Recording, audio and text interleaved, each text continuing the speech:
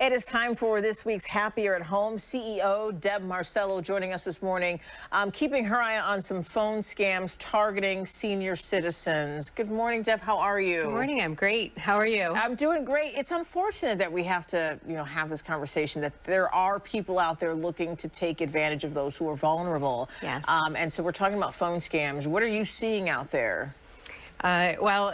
Just be aware that phone scams are very common, but also fraud by mail for seniors especially is pretty common too. But phone fraud accounts for $5.9 billion in criminal activity. Wow. So where we think of seniors always being the victim, younger people are actually reporting it more frequently. But the seniors tend to stay quiet about it. So that's one of the things we need to make sure is that you don't stay quiet about it, and you're checking with people if you're not sure about what the call is about too. So one of the most common things that we've seen with business scams is companies like Amazon, that name being used, or even your local utilities like your phone company or your electric company. They'll call and say that your account is delinquent and that you need to give them a credit card over the phone. So just be aware, that's one of the big things. Don't give numbers over the phone. I mean, that's scary if you think about for you and I. If someone calls and it sounds official, you're thinking, oh no, I don't want to be delinquent. I don't want to go to a credit agency. And so you're thinking you got to hurry up and do what you can. But you're saying, hold on, you got to check things out. Right. And they make that they're professionals. So they're making sure that they make it sound urgent. Oftentimes they're actually making you make emotional decisions too, instead of logical decisions. For example, a grandparent type scam where a younger adult calls you and says, hey, grandma, and they say, oh, hi, and they come up with a name.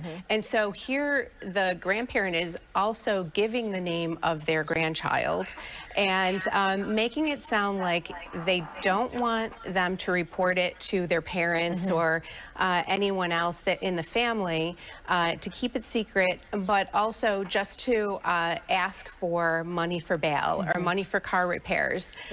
So that's one of the scams that's pretty common out there. We're talking about how often and how common these scams are. What are you advising maybe children to talk to their elderly parents about in terms of red flags? Hey, if you get this kind of call, here's something that's going to, raise some red flags so you can question, what's happening here. Right. One of the red flags is anytime they're asking for numbers over the phone. So whether that's your birth date, your social security number, your credit card number, if they're proactively asking and they're the ones who reached out to you, don't give those numbers over the phone. It's best to hang up, check with call that company or call that person directly, and then you can see if it was a legitimate concern. Charity scams are pretty common too, because a lot of people are giving, but maybe generally older folks they're giving more as they're donating to various charities. What should they look out for with that? Yeah, this is something I've seen many times, even by mail. So making sure that when it comes through the mail, have your loved ones double check and make sure it's a legitimate charity. They oftentimes will use names of charities that are similar to legitimate charities, and they tend to do it around times of natural disaster, maybe a local problem that happened, just to make that emotional decision. And so also if they're asking for gift cards or wire transfers, these are red flags as well. And report it. Say something. Absolutely. Yes. I want to touch on sweepstakes and lottery claims, just because we were talking about like the Mega Millions jackpot this morning. And it's easy to fall prey to something like that, thinking that you've won a lot of money or really could win all that money. What should people be on the lookout for? Yeah, this type of scam is where they will tell you won some prize or amount of money, but they're expecting you to pay either fees or taxes on that. So they'll send you a check and but you will have already paid those taxes or fees, and that by the time you go to deposit the check, it looks like it went through that day, but then it actually is a fraudulent bounced check. So you're out that money. You're out whatever the fees they've asked you to pay. Yes. Okay. What are the chances of getting some of that money back once they've spoken up and said, hey, I reported it? Yeah, it's really difficult to track these things.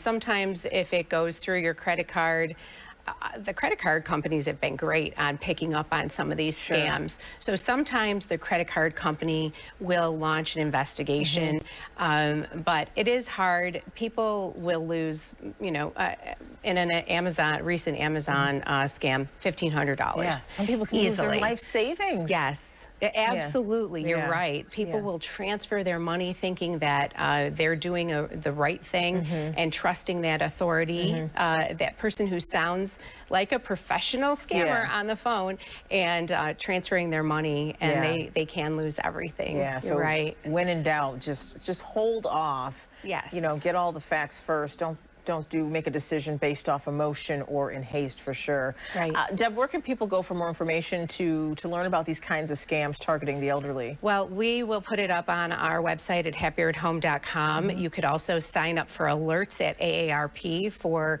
like bi-weekly alerts for local scams or common scams going on too. Good to know that you and your company are looking out for people in our community. All the time. Thank you, Deb. Thank you. We'll be right back.